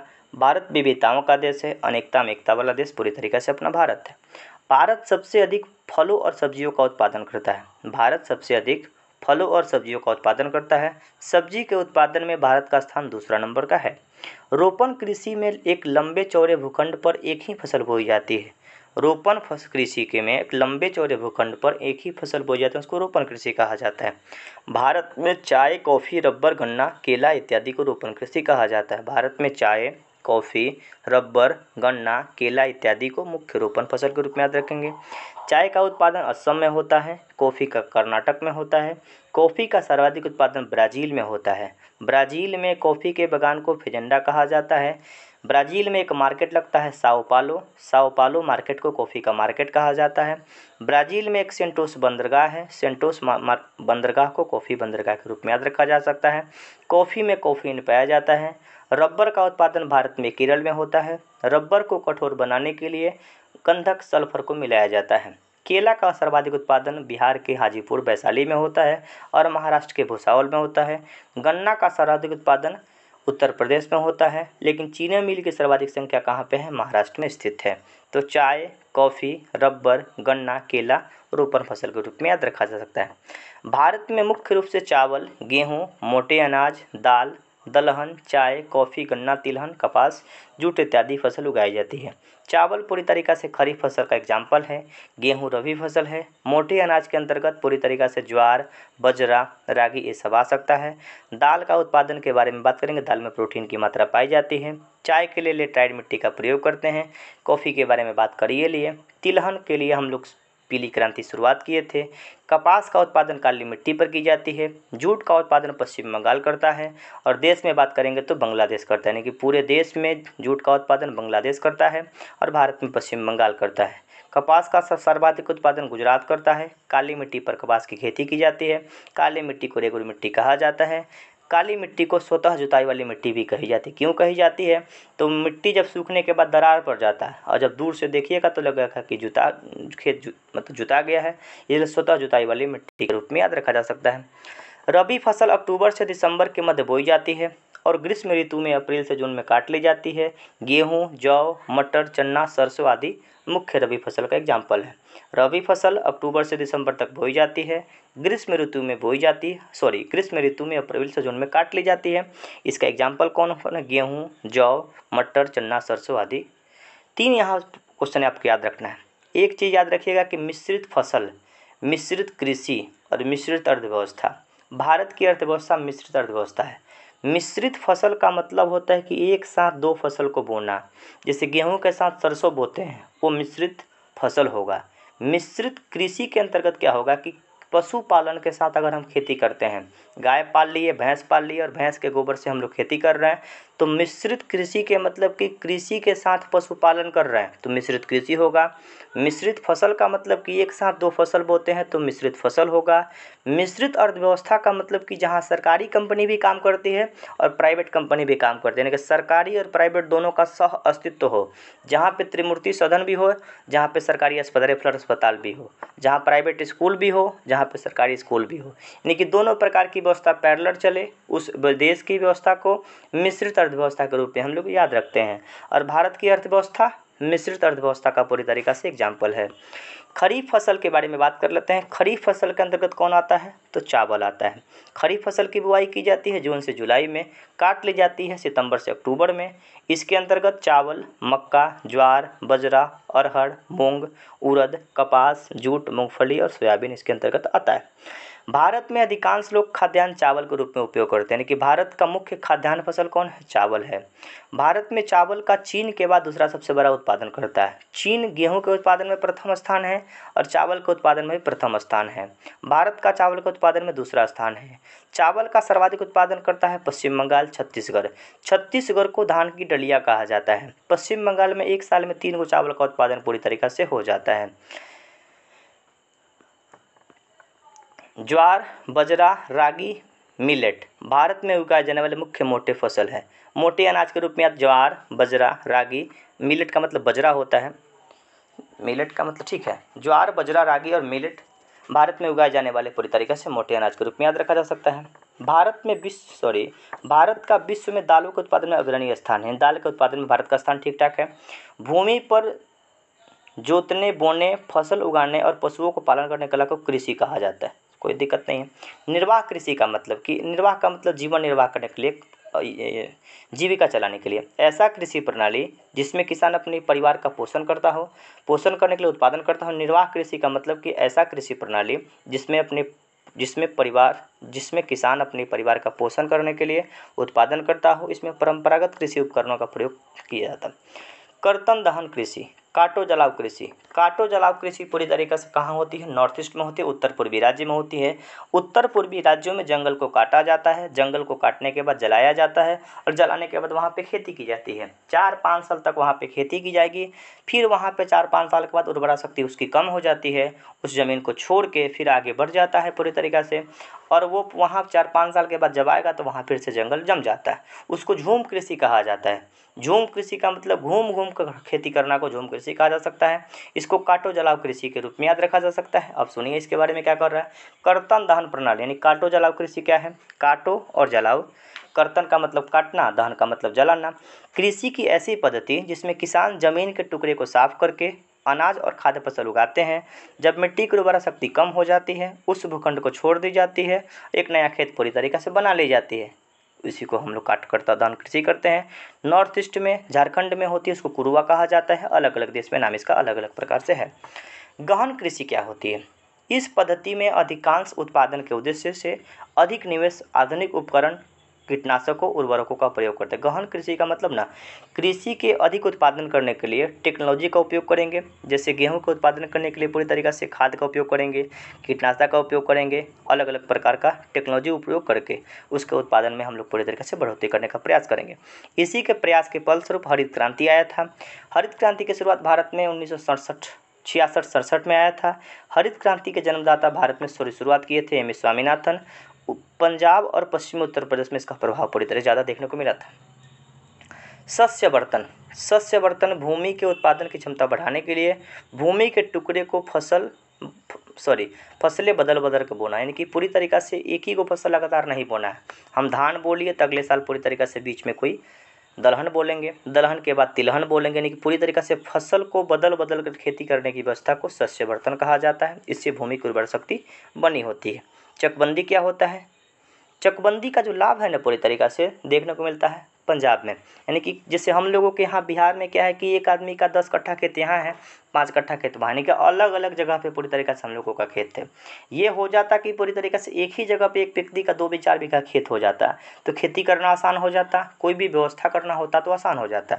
इस प्रकार की व्यवस्था पूरी तरीक़ा से पंजाब में ज़्यादा है और पंजाब का किसान पूरी तरीके से संपन्न है और किसान खेती अच्छे तरीक़े से कर पाता है। बिखरी हुई कृषि जोत अथवा खेती को मिलाकर आर्थिक रूप से प्रदान करना ही चकबंदी का। चकबंदी का मतलब एक ही स्थान पर एक ही किसान का एक जगह पे बहुत सारा खेत हो जाना ही चकबंदी के रूप में याद रख लीजिएगा। ऐसा प्रभाव कहाँ देखने को मिलता है? पंजाब में देखने को मिलता है। हरित क्रांति का मतलब क्या है? हरित क्रांति के बारे में हम बात किए थे। कृषि क्षेत्र में अधिक उपज वाले बीज का प्रयोग करना, आधुनिक तकनीक का उपयोग करना, अच्छी खाद का उपयोग करना, उर्वरकों का उपयोग करने के कुछ फसल के विशेषकर गेहूं के उत्पादन में क्रांतिकारी वृद्धि को हरित क्रांति के रूप में याद रखा था। हरित क्रांति की शुरुआत 66-67 में किया गया था। हरित क्रांति का प्रभाव गेहूं पे ज़्यादा पड़ा था। पंजाब और पश्चिमी उत्तर प्रदेश में इसका प्रभाव पड़ा था। भारत में हरित क्रांति की शुरुआत एम एस स्वामीनाथन किए थे। विश्व में हरित क्रांति का शुरुआत नॉर्मन ई बोरलॉग के द्वारा किया गया था। विश्व में हरित क्रांति के जनक नॉर्मन ई बोरलॉग के द्वारा किया गया था।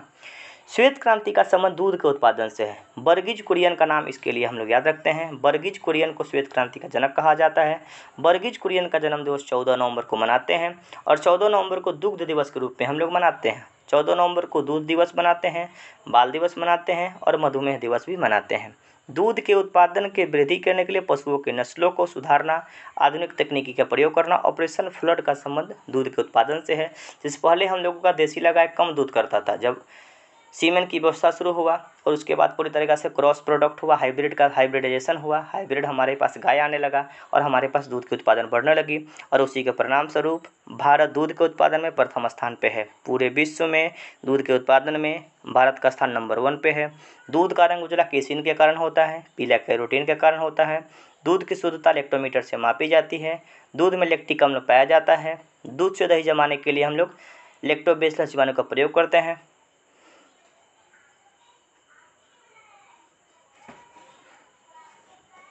आगे देख लेते हैं। सर्वाधिक वसा रेंडियर के दूध में होता है।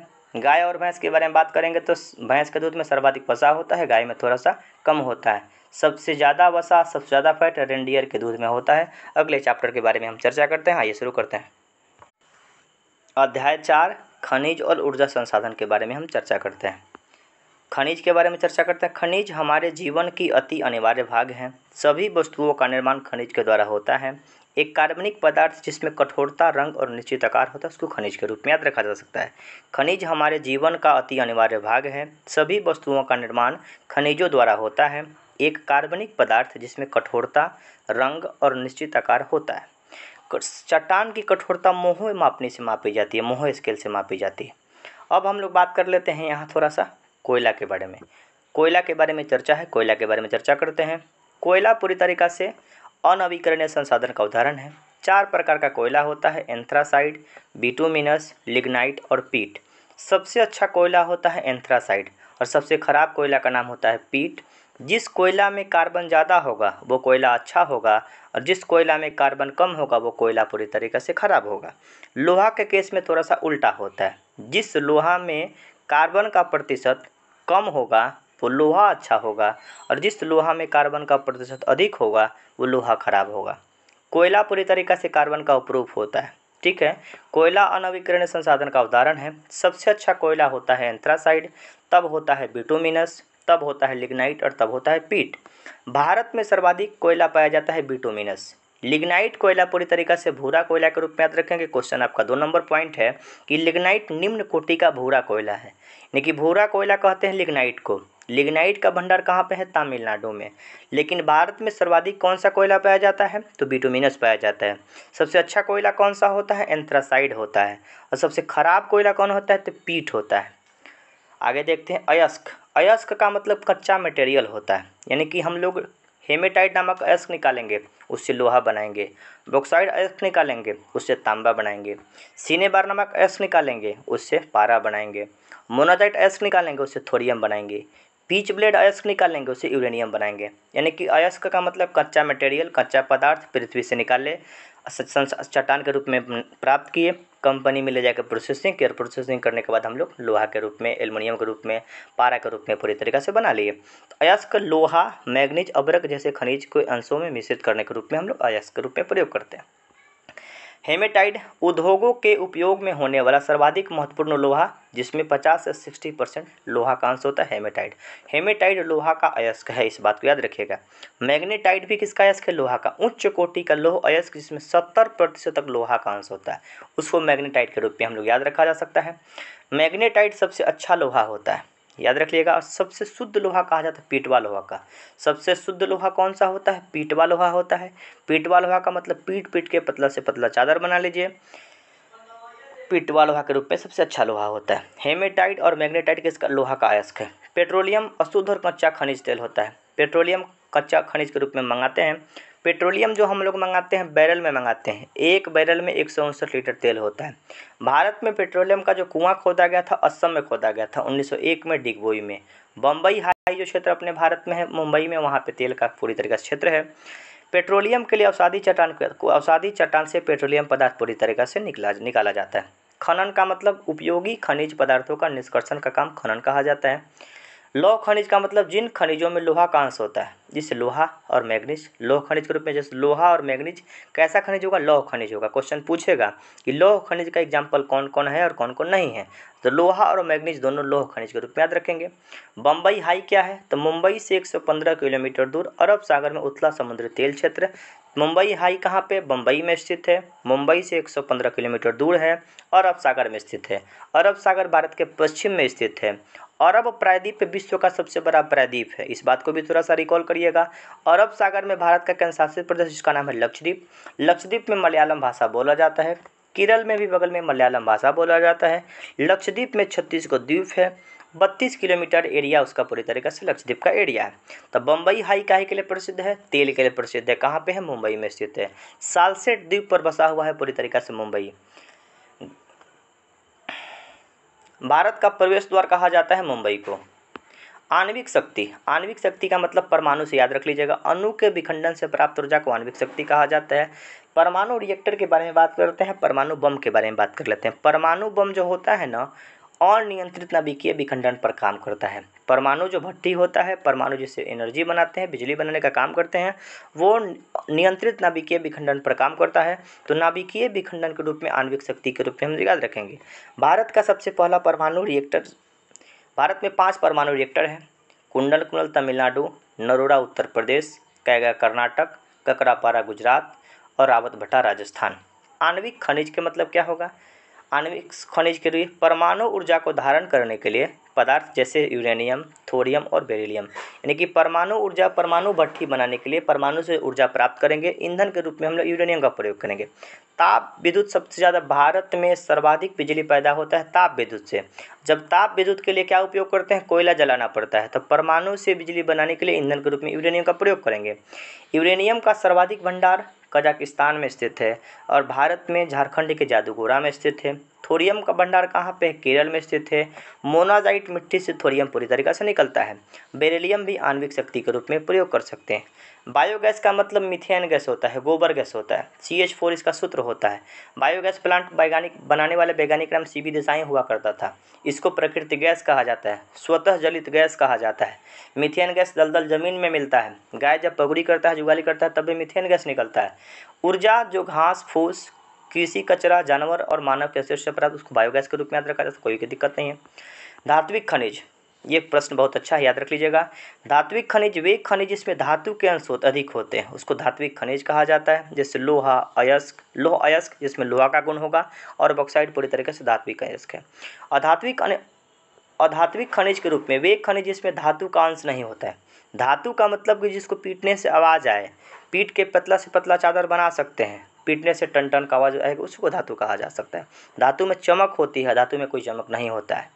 पारा एक धातु है। द्रव अवस्था में पाए जाने वाले एकमात्र धातु कौन है? पारा है। और अधातु है पूरी तरीके से ग्रेफाइट। तो ग्रेफाइट एक अधातु है लेकिन विद्युत का सुचालक है। पेंसिल में ग्रेफाइट का हम लोग पूरी तरीके से प्रयोग करते हैं। अधात्विक खनिज क्या है? वे खनिज जिसमें धातु का अंश नहीं होता है, जैसे चूना पत्थर, पोटास, ये सब अधात्विक खनिज के एग्जाम्पल है। भूगर्भ शास्त्री क्या होता है? भूगर्भ शास्त्री का मतलब वैसा वैज्ञानिक जो चट्टानों की प्रकृति और उसके निर्माण का अध्ययन करता है। यानी कि चट्टान के बारे में अध्ययन करेगा, प्रकृति के बारे में अध्ययन करेगा, उसको भूगर्भ शास्त्री करेंगे। कि भूगर्भ का मतलब पृथ्वी के गर्भ में क्या क्या है उसके बारे में रिसर्च करना भूगर्भ शास्त्री का काम होता है। भारत के विभिन्न खनिज उत्पादन वाला क्षेत्र, खनिज का नाम और उत्पादन करने वाला क्षेत्र। लौह अयस्क कहाँ कहाँ पे? छत्तीसगढ़, झारखंड, उड़ीसा, गोवा और कर्नाटक में।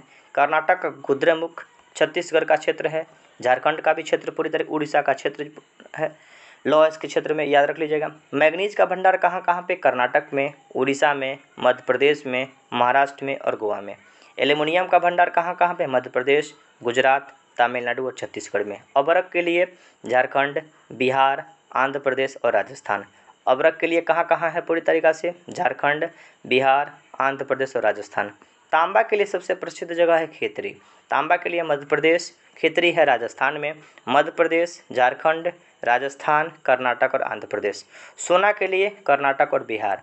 सोना के लिए कर्नाटक का कोलार वाला क्षेत्र और बिहार के जमुई में बहुत सारा सोना का खान मिला है। धीरे धीरे रिसर्च होना भी बाकी है। कोयला का भंडार पूरी तरीक़ा से झारखंड, मध्य प्रदेश, छत्तीसगढ़, उड़ीसा, पश्चिम बंगाल, आंध्र प्रदेश और महाराष्ट्र। झारखंड के लिए झरिया, पश्चिम बंगाल का रानीगंज, छत्तीसगढ़ में भी, उड़ीसा में भी, आंध्र प्रदेश में पूरी तरीके से कोयला मिलता है। खनिज का क्षेत्र के लिए बात करेंगे, मुंबई हाई, असम, गुजरात, अरुणाचल प्रदेश, आंध्र प्रदेश और तमिलनाडु वाले क्षेत्र में पूरी तरीके से पाई जाती हैं। अवसादी चट्टान में किस प्रकार के खनिज मिलते हैं? अवसादी चट्टान में पेट्रोलियम पदार्थ मिलता है। लौह अयस्क की सर्वोत्तम किस्म कौन सा है? मैग्नेटाइट होता है। मैग्नीज का उपयोग हम लोग लोहा के लिए करते हैं। चूना पत्थर के लिए हम लोग पूरी तरीके से सीमेंट बनाने के लिए चूना पत्थर का प्रयोग करते हैं। आगे देख लेते हैं चूना पत्थर, यहाँ पे क्वेश्चन है, इसको ख़त्म करते हैं। चैप्टर नंबर 5 विनिर्माण उद्योग के बारे में बात करते हैं। विनिर्माण का मतलब क्या होता है? मशीनों द्वारा बड़ी बड़ी मात्रा में कच्चे माल से अधिक मूल्यवान वस्तु का उत्पादन ही विनिर्माण कहा जाता है। विनिर्माण का मतलब क्या होगा? मशीनों द्वारा बड़ी मात्रा में कच्चे माल से अधिक मूल्यवान वस्तु बनाना विनिर्माण कहा जाता है। विनिर्माण सेकंड सेक्टर का पूरी तरीके से भाग है, दूसरे क्षेत्र के अंतर्गत आता है। उद्योग विनिर्माण का विस्तृत रूप को उद्योग कहा जाता है। आधारभूत उद्योग का मतलब क्या होगा? ऐसे उद्योग जो दूसरे उद्योगों के लिए अपने तैयार माल को कच्चे माल के रूप में प्रयोग करता है, उसको आधारभूत उद्योग के रूप में याद रखा जा सकता है। जैसे लोहा और इस्पात आधारभूत उद्योग के रूप में याद रखा जा सकता है।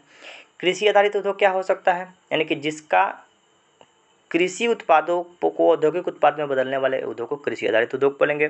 जैसे गन्ना से चीनी बनाने की प्रक्रिया कृषि आधारित उद्योग होगा। पेपर बनाने के लिए बांस का प्रयोग होगा, लकड़ी का प्रयोग होगा। इस पूरी तरह कृषि के आधार पर हो सकता है। कुटीर उद्योग के समर्थक हुआ करते थे महात्मा गांधी और बड़ा बड़ा उद्योग के समर्थक थे नेहरू जी। तो कुटीर का मतलब छोटा छोटा उद्योग बनाने की व्यवस्था को कुटीर उद्योग कहा जा सकता है। छोटी मशीनों की सहायता से परिवार और अपने घर में चलाए जाने वाले को कुटीर उद्योग कहा जाता है, जिसे खादी और हस्तकला के रूप में याद रखा जा सकता है। लघु उद्योग का मतलब वे उद्योग जिन्हें अल्प पूंजी और थोड़े श्रमिकों द्वारा चला जाए, उसको लघु उद्योग कहा जा सकता है। भारी उद्योग वे उद्योग जो भारी और अधिक स्थान घेरने वाले कच्चे माल का प्रयोग करते हैं, जैसे लोहा, इस्पात, चीनी उद्योग, ये सीमेंट उद्योग आदि भारी उद्योग है। भारी उद्योगों में स्नेहक के रूप में हम लोग ग्रेफाइट का प्रयोग करते हैं। स्नेहक का मतलब पूरी तरह से लुब्रिकेंट होता है। जैसे साइकिल जब घर्षण हो जाता है, जाम चलता है तो ग्रीस डालते हैं, उसी प्रकार से बड़ा बड़ा मशीन में घर्षण होता है तो ग्रेफाइट का प्रयोग करते हैं।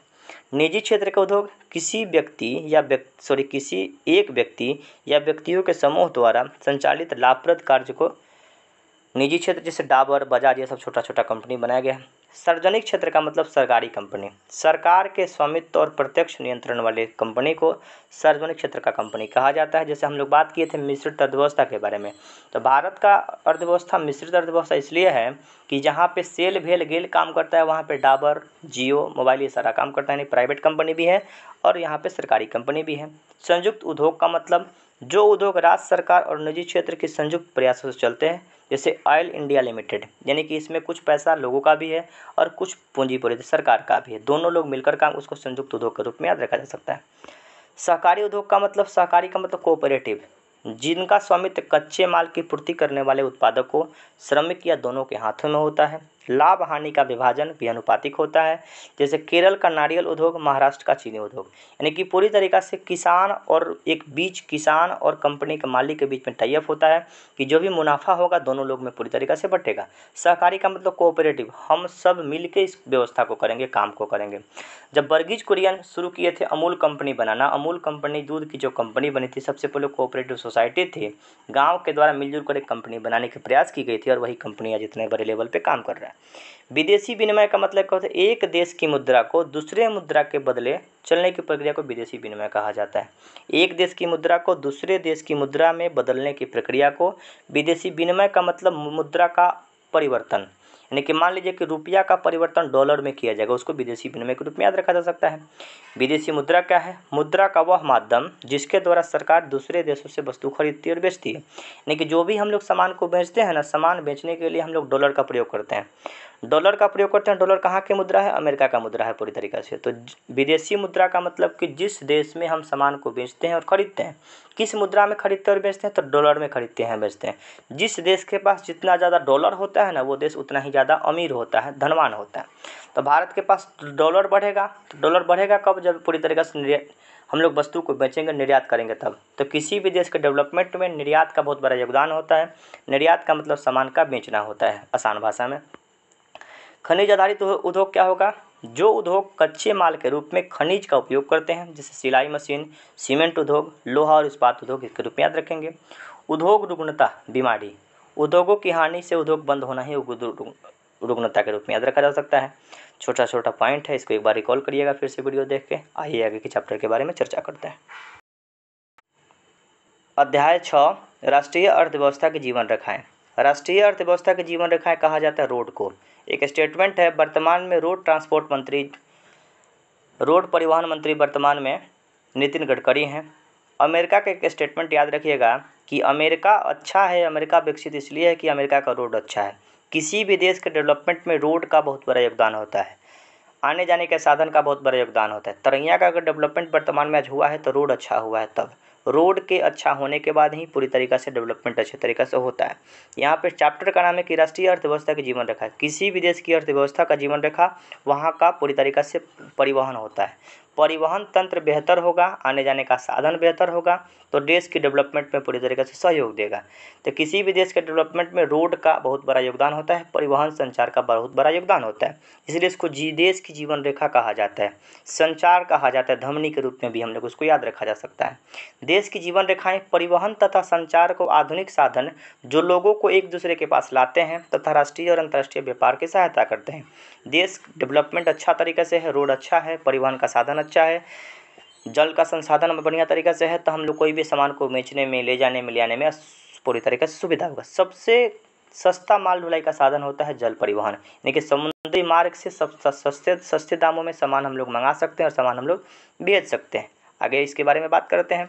देश की जीवन रेखा क्या है? परिवहन तथा संचार को आधुनिक साधन जो लोगों को एक दूसरे के पास लाता है तथा राष्ट्रीय और अंतर्राष्ट्रीय व्यापार में सहायता प्रदान करता है। परिवहन के साधन क्या क्या हो सकते हैं?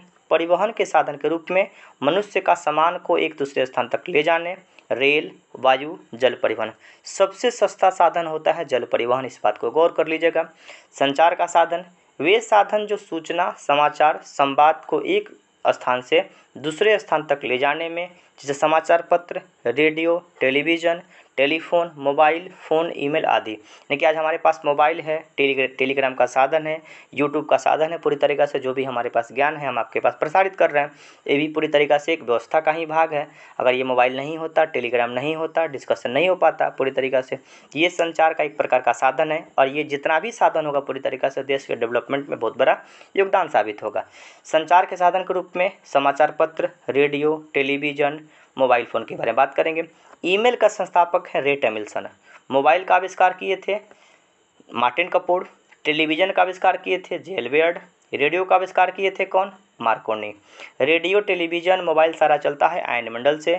पृथ्वी के ऊपर जो परत है, सबसे पहला परत का नाम क्षोभ मंडल, तब समताप मंडल, तब मध्य मंडल, तब आयन मंडल और तब बहिर्मंडल। आयन मंडल में ही पूरी तरीके से रेडियो टेलीविजन चलता है।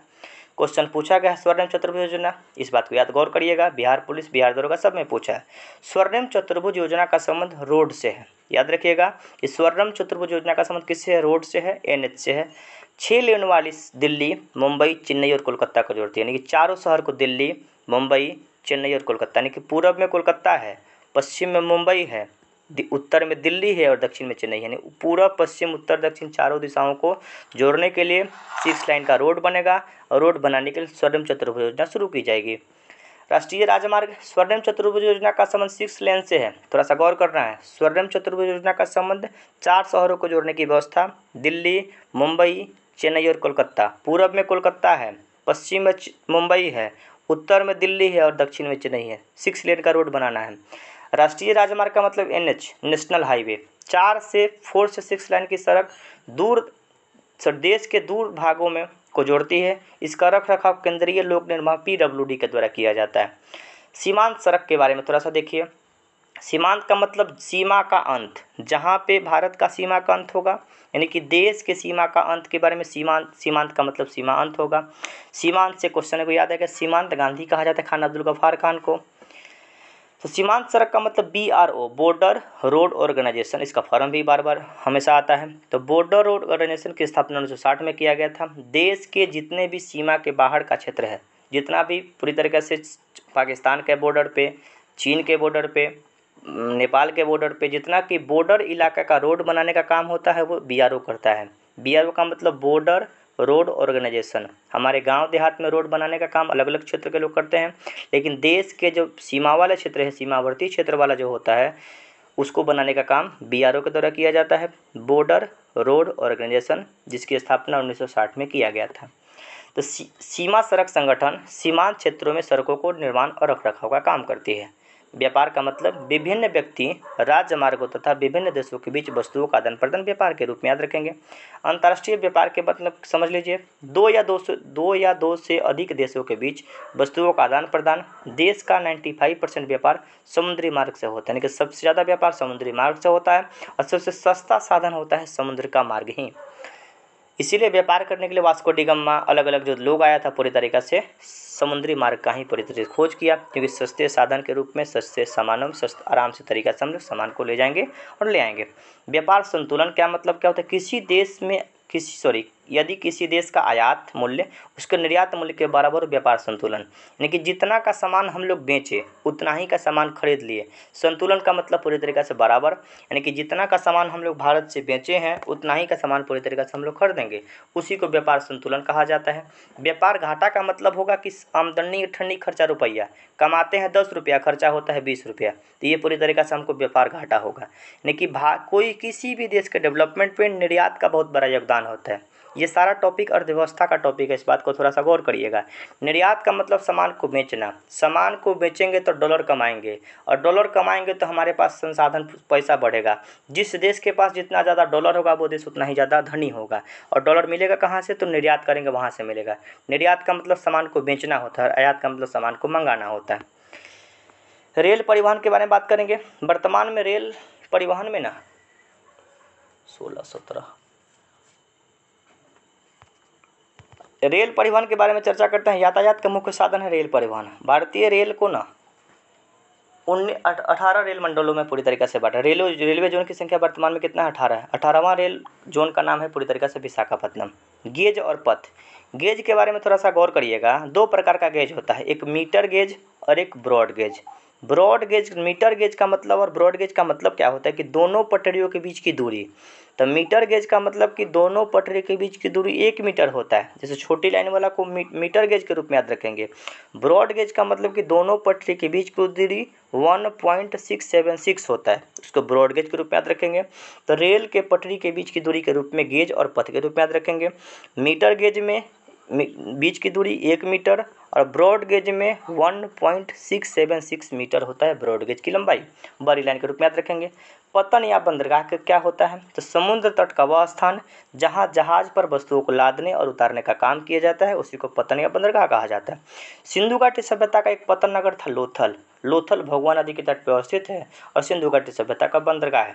बंदरगाह के बारे में हम लोग बात करेंगे, पूर्वी घाट का बंदरगाह और पश्चिमी घाट का बंदरगाह।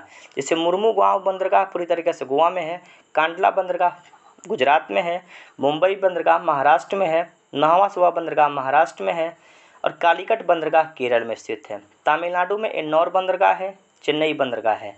भारत का सबसे गहरा बंदरगाह है विशाखापट्टनम, आंध्र प्रदेश में स्थित है। पारादीप बंदरगाह कहाँ पे है? उड़ीसा में।